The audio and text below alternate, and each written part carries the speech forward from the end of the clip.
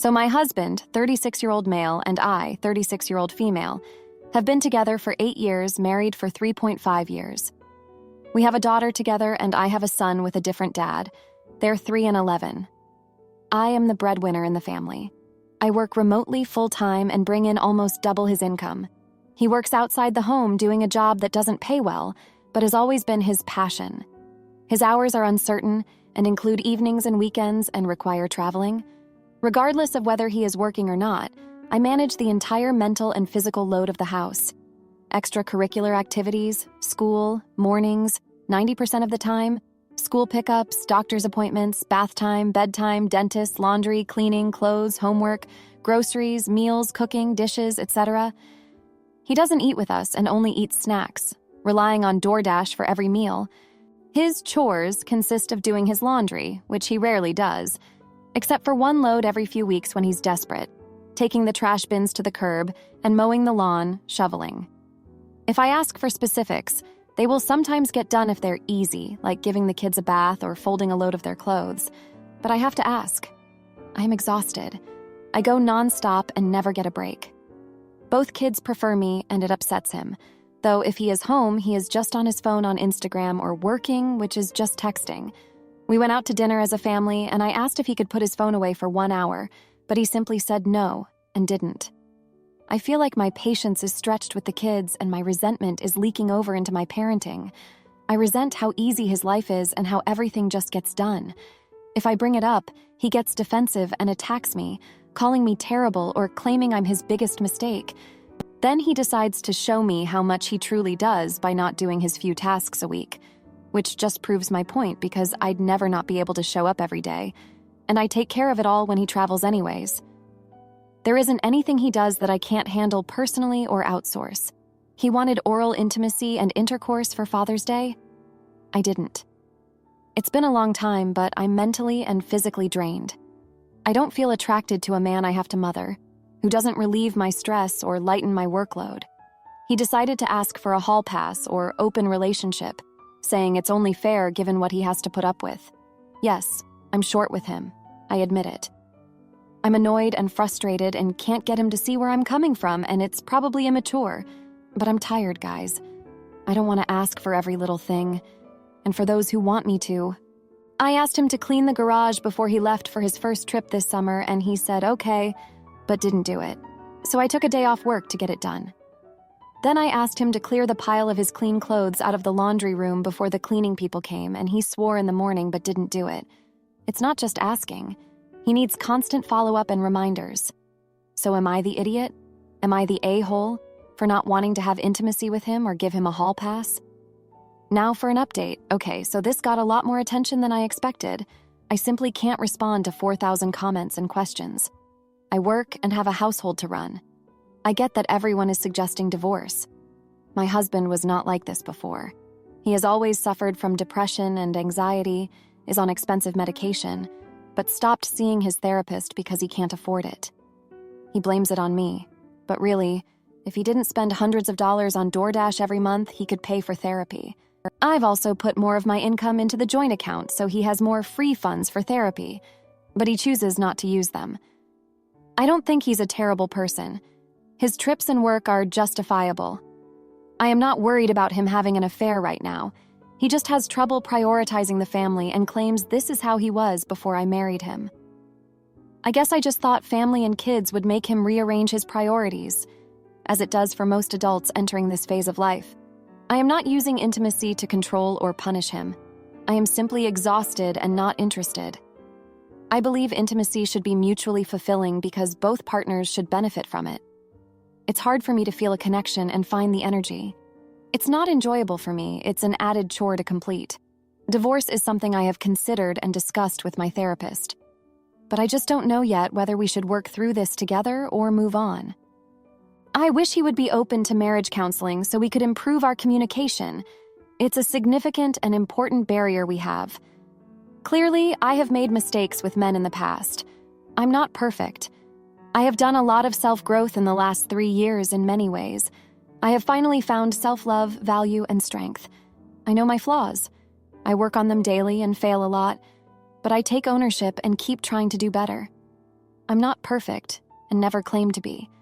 I'm not satisfied with myself because he feels sexually deprived, but I'm also not satisfied because I don't feel heard or respected, and I find him unreliable. Thank you for all the thoughtful responses. I will discuss divorce with a lawyer so that if I decide to go that route, I know what I stand to lose and gain from it. Now, for a few comments before the update. Comment 1. You have only been married for 3.5 years. You need to talk to a lawyer to see what is up. If you purchased the home before you were married, it is not necessarily marital property. Alimony may not be required after such a short marriage either. Comment 2. Offer him a postnuptial agreement in exchange for the hall pass. That way, you can get what you need to get out of this relationship, and he can feel like he is getting what he wants. Now for the update. Hey everyone, thanks for sticking around. So, a lot has happened in the past month, and it's been pretty tough, to say the least. First off, my husband and I had a huge blowout argument about 2 weeks ago. It started when I found out he had been using our joint account to pay for more DoorDash orders, even after I had put extra money in there specifically for his therapy. I confronted him about it, and he got really defensive, saying he needed the food to cope with his stress. I told him that his coping mechanisms were hurting our family and that he needed to prioritize his mental health. He stormed out of the house and didn't come back until the next morning. When he did, he acted like nothing had happened, which only made me more frustrated. During this time, I also noticed that our daughter was becoming more clingy and anxious. She started having trouble sleeping and would wake up crying for me in the middle of the night. I think she could sense the tension between us, and it was affecting her. My son, on the other hand, started acting out at school. His teacher called me to say he had been getting into fights with other kids and not doing his homework. I felt like everything was falling apart, and I didn't know how to fix it. Then, last week, my husband dropped a news. He told me he had been offered a job in another city, one that would pay more and have more stable hours. At first, I was relieved. I thought maybe this could be a fresh start for us. But then he said he wanted to take the job and move there alone, leaving me and the kids behind. He said he needed space to figure things out and that he couldn't do that while living with us. I was devastated. I felt like he was abandoning us when we needed him the most. I tried to talk to him about it, but he was adamant. He said he would still support us financially and visit on weekends, but he needed to do this for himself. I felt like I had no choice but to agree, even though it broke my heart. So, he moved out last weekend, and it's just been me and the kids since then. The fallout from his decision has been tough. My daughter is even more anxious now, and my son is still acting out. I've had to take time off work to deal with everything, which has put even more financial strain on us. I've been trying to keep it together for the kids, but it's hard. I feel like I'm drowning. In the midst of all this, I found out something that shook me to my core. My husband had been hiding a significant amount of debt from me. I discovered it when I was going through our finances to figure out how to manage on my own. He had maxed out several credit cards and taken out loans that I had no idea about. When I confronted him, he admitted it, but said he had been too ashamed to tell me. He promised to take care of it, but I don't know how he's going to do that when he's barely making ends meet himself. This revelation made me question everything. I started to wonder if he had been hiding other things from me too. I went through his phone and found messages from a woman I didn't recognize. They weren't explicitly romantic, but they were definitely flirty. When I asked him about it, he said she was just a friend from work and that I was overreacting, but I couldn't shake the feeling that there was more to it. I decided to dig deeper and found out that this woman was actually his ex-girlfriend from before we got together. They had reconnected a few months ago, and he had been confiding in her about our problems. I felt betrayed. I couldn't believe he had been talking to her about our marriage while shutting me out. This whole situation has made me realize that I can't keep living like this. I deserve better, and so do my kids. I've started looking into divorce more seriously and have even met with a lawyer to discuss my options. It's a scary step, but I know it's the right one. As for my husband, he's still in his new city, trying to figure things out. I don't know what the future holds for us, but I do know that I need to focus on myself and my kids right now. We've been through a lot, and it's going to take time to heal. But I'm determined to come out stronger on the other side. Before I wrap this up, I want to share a bit of backstory that I think is relevant. My husband and I met in college, and he was always the life of the party. He was charming and fun, and I fell for him hard. But looking back, I realized that he was always a bit irresponsible. He would skip classes, blow off assignments, and spend money he didn't have. I thought he would grow out of it, but he never did. I think I ignored a lot of red flags because I loved him and wanted to believe in him. I also want to mention that my parents went through a similar situation when I was a kid. My dad was always working and never around, and my mom had to do everything on her own. I remember how hard it was for her, and I promised myself I would never end up in the same situation. But here I am, repeating the same patterns. It's been a wake-up call for me, and I know I need to break the cycle for the sake of my kids. Thanks for reading, everyone. Am I the idiot for calling off my wedding after my fiancé and his mother tried to erase my family name? Last December, my fiancé, 25-year-old, and I, 23-year-old, became engaged. The engagement itself was very unexpected and felt very sudden, as we had only been dating for 2 years since. However, I accepted as I love him, and I couldn't imagine a future without him in it. Since our engagement, we've had several wedding-related conversations, and I've expressed to him numerous times that I would like to keep my maiden name and not adopt his. The reason for this is that my parents never had any sons, and I am an only child. I want to carry on the family name for my parents, and I want my children to have the choice of which last name they want to go by and/or both. I've expressed all of this to my fiancé, and he complied and reassured me that he was okay with my decision on the matter. As the wedding draws closer, I received a call from the cake planner last night regarding our cake, which we had met with him and designed a few weeks prior. He informed us that he had a sample prepared for us to come and see, so we drove there the next morning to sample it. Needless to say, I was a bit shocked when he pulled out the cake, which had the words, Mr. and Mrs. Smith, my husband's last name, printed on top.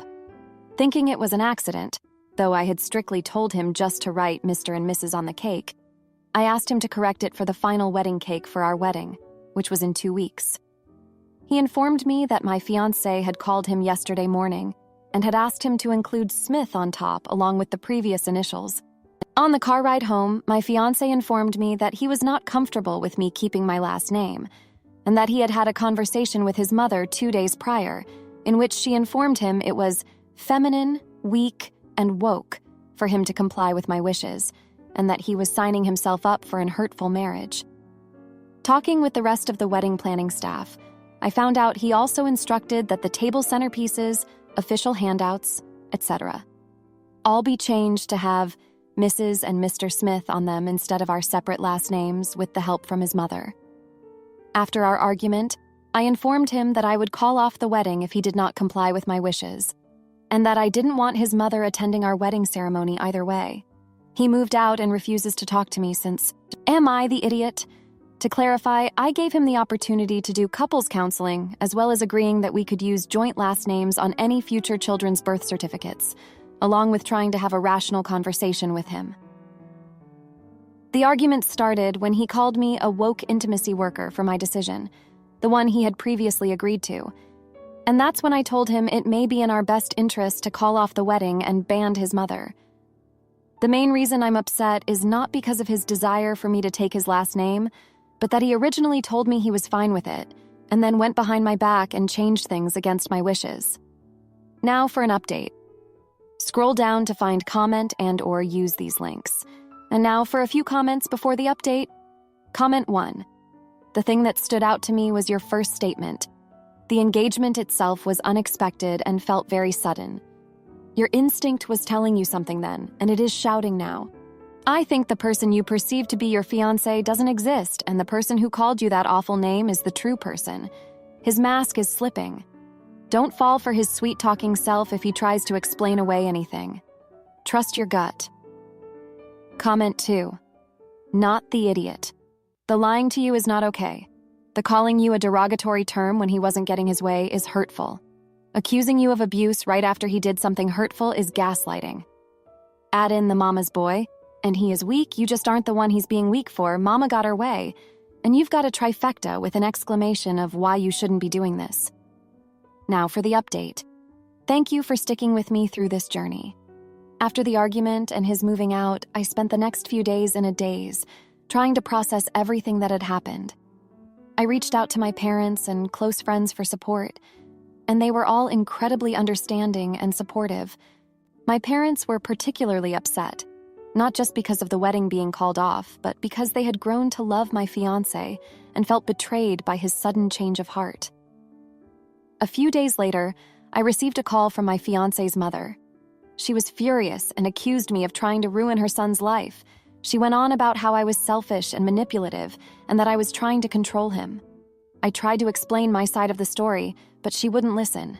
She hung up on me, leaving me feeling even more isolated and hurt. In the meantime, I had to start the process of canceling the wedding. This was incredibly painful, as I had to contact all the vendors and explain the situation. Most of them were understanding, but there were a few who were less than sympathetic and charged me cancellation fees. I also had to inform all the guests, which was humiliating. I felt like I had failed, and I couldn't help but wonder if I had made the right decision. About a week after the initial argument, my fiancé reached out to me. He apologized for the way he had handled things and said that he wanted to talk. We met up at a local coffee shop, and he explained that he had been under a lot of pressure from his mother, and that he had acted out of fear and confusion. He said that he still loved me and wanted to work things out. I was torn. On one hand, I still loved him and wanted to believe that we could work through this. On the other hand, I couldn't ignore the fact that he had gone behind my back and changed things without my consent. I told him that I needed time to think and that we should take a break from each other to figure things out. During this break, I did a lot of soul-searching. I thought about our relationship and the red flags that I had ignored. I realized that this wasn't the first time he had let his mother influence his decisions. There had been other instances where he had changed his mind about things after talking to her, but I had always brushed it off as him just wanting to keep the peace. I also thought about my own desires and what I wanted for my future. I knew that I couldn't be with someone who didn't respect my wishes and who let others control his decisions. A few days later, I received a call from one of my close friends. She had run into my fiancé at a bar, and he was with another woman. She said that they looked very cozy and that it seemed like they were more than just friends. This was the final straw for me. I realized that I couldn't trust him, and that our relationship was beyond repair. I called him and told him that I was officially calling off the wedding and that I didn't want to see him anymore. He tried to argue and said that the woman was just a friend, but I didn't believe him. I told him that I needed to move on and that he should do the same. The fallout from this decision was intense. My parents were devastated and my friends were shocked. I felt like I had lost a part of myself, and I didn't know how to move forward. I decided to take some time off work and focus on healing.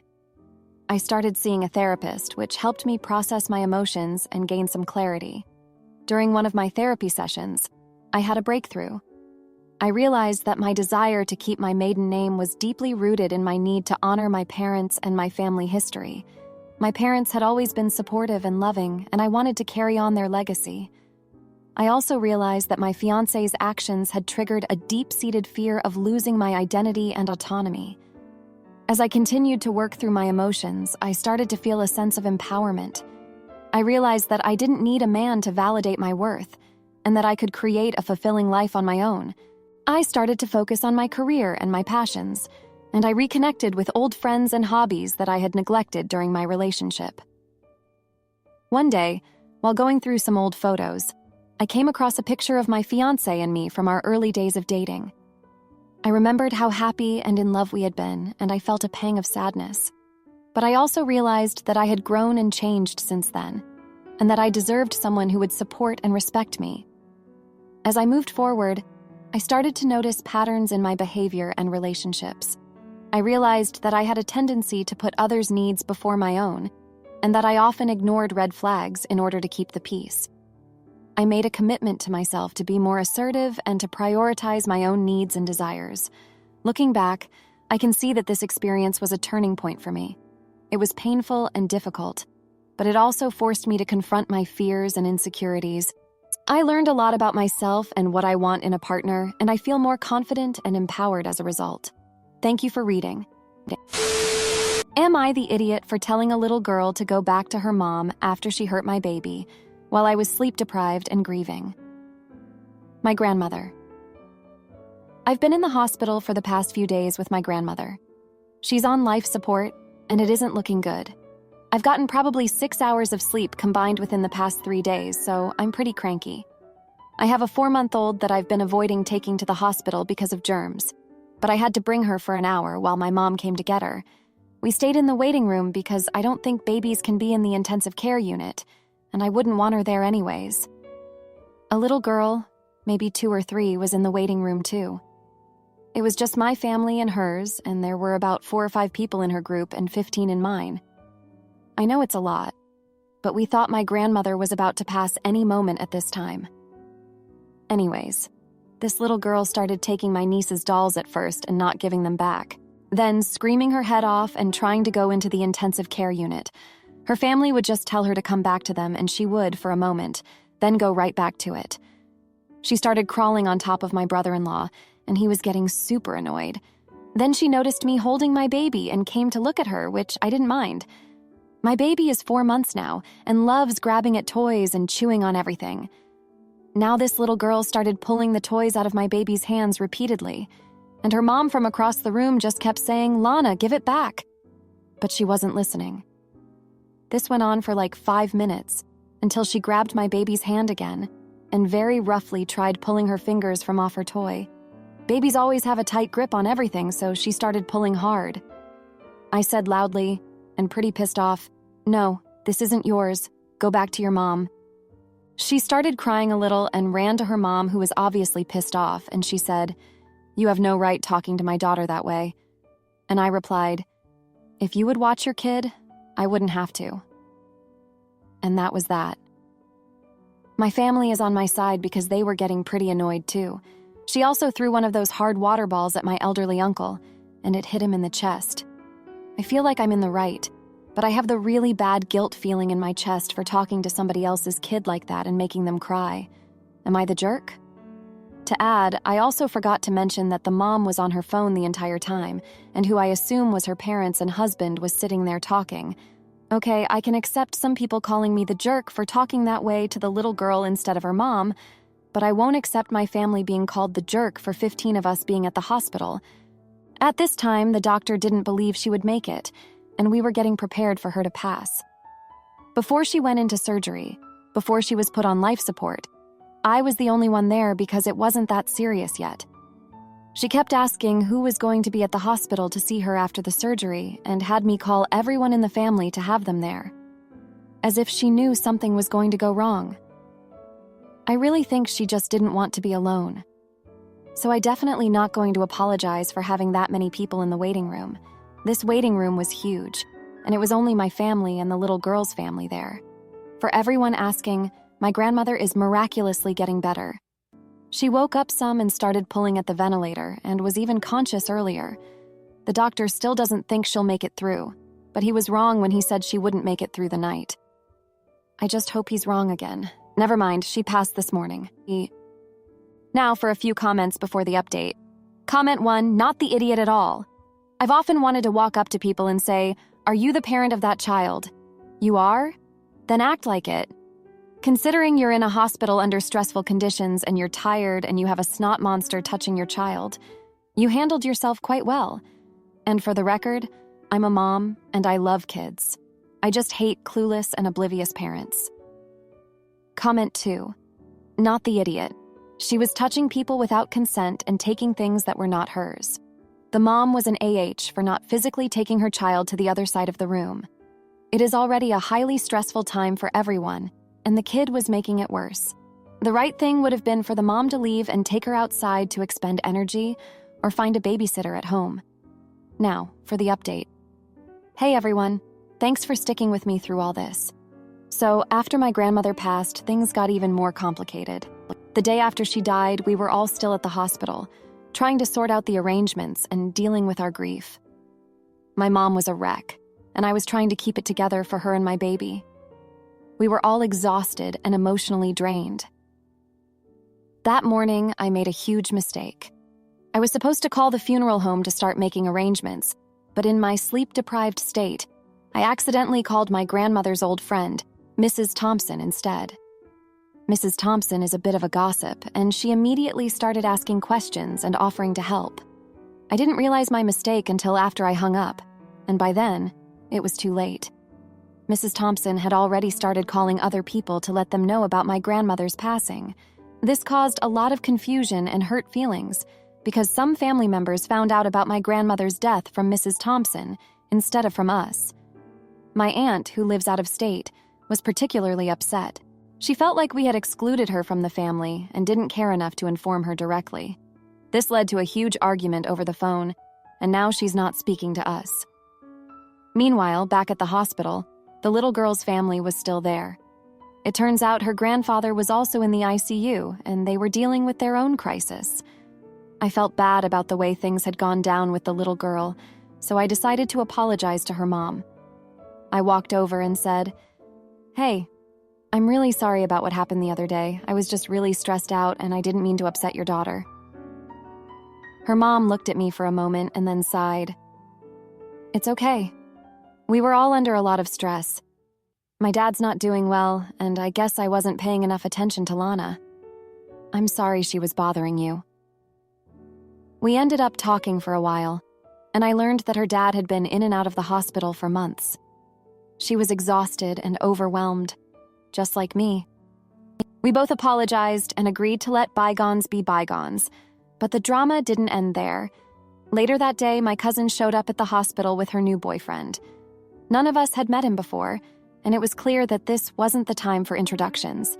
My cousin, however, seemed oblivious to the tension and started showing him around, introducing him to everyone. My mom was furious and pulled her aside, telling her that this was neither the time nor the place for socializing. My cousin got defensive and said she just wanted her boyfriend to be there for support. This led to another argument, and my cousin stormed out, leaving her boyfriend standing awkwardly in the waiting room. I felt bad for the guy, so I went over and tried to make small talk. He seemed nice enough, but it was clear he was uncomfortable and didn't know what to do. The next day, we had to go to my grandmother's house to start sorting through her things. It was incredibly emotional, and everyone was on edge. My mom found an old photo album and started crying, which set off a chain reaction of tears from everyone else. We spent hours going through her belongings, reminiscing and crying. While we were there, my brother found a letter that my grandmother had written but never sent. It was addressed to my mom and talked about how proud she was of her and how much she loved her. My mom was deeply moved and said it was exactly what she needed to hear.